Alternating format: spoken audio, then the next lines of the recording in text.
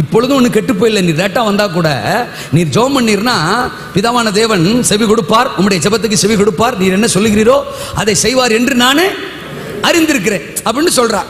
உடனே இயேசு சொல்றார், very good very good very good, கரெக்டாக தான் பேசுற, உன் சகோதரன் இப்போ உயிர் தெழுந்திருக்க போறான் அப்படின்னு சொல்றாரு. அப்போ உடனே என்ன சொல்லியிருக்கணும்? ஓ, அப்போ என் சகோதரனை எழுப்ப போறீரா அப்படித்தானே சொல்லியிருக்கணும். அதெல்லாம் சரிதான், நீர் வாட்டுக்கு பேசிக்கிட்டு நான் படுக்க போறேன் அப்படிங்கிற மாதிரி அவ என்ன சொல்றா, உயிர் தெழுதல் நடக்கும் கடைசி நாளிலே அவன் இங்க கவனிங்க, சும்மா என்ன குழப்பி விட்டுக்கிட்டு, உயிர் தெழுதல் நடக்கும் கடைசி நாளில அவனும் எந்திரிச்சுப்பான், அது எனக்கு தெரியாதான்றா.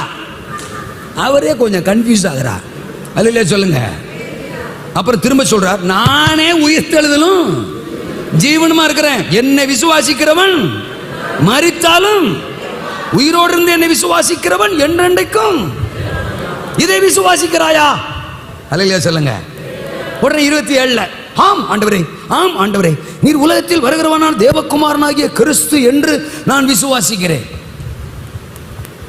அவர் ஒன்று சொல்றாரு, இவ ஒன்று சொல்றா. சரி, விசுவாசிப்பா போல, புரிஞ்சிருப்பா.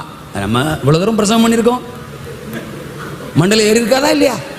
அதெல்லாம் ஏறி இருக்கும் அப்படின்னு அவரா ஒரு ஒரு ஒரு ஒரு அண்டர்ஸ்டாண்டிங் வர்றாரு.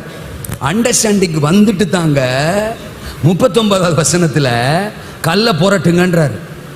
நான் சொல்றது புரியுதா?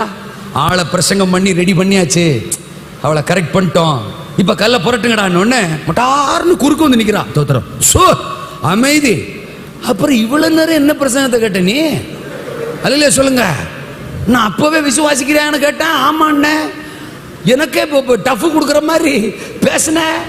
ஆமா, நானும்ல உன்னை ரொம்ப அநியாயத்துக்கு நம்பிட்டேன், இப்ப கல்ல புரட்டுங்கன்னா திரும்ப வந்து குறுக்க நிக்கிற. கோமளி, நீ விசுவாசித்தால் குழப்பமில்லாமல் விசுவாசி. நேத்து ஒரு மாதிரி இன்னைக்கு ஒரு மாதிரி இருக்காத. ஒவ்வொரு பிரசங்கத்துக்கும் ஒரு ஒரு மாதிரி. அவர் வார்த்தை வந்தா ஆரம்பத்தில் ஆமேன்னாலும் ஆமேன் தான், முடிவுல வார்த்தை வந்தாலும். ஆதியாகமம் 12:2 என்னது? உன்னை பெரிய நீ உன் இனத்தை விட்டு தேசத்தை விட்டு வீட்டை விட்டு புறப்பட்டு 4ஆம் வசனத்தை கர்த்தர் ஆபிரகாமுக்கு சொன்னபடியே புறப்பட்டு. அப்ப ஆபிரகாமுக்கு என்ன இருக்கு? விசுவாசம். எஸ், நான் பெரிய ஜாதியா போறேன், கர்த்தர் எனக்கு சந்ததியை தர போறார், ஓகே ஆமென், அவரான சரி அப்படின்னு போறான்.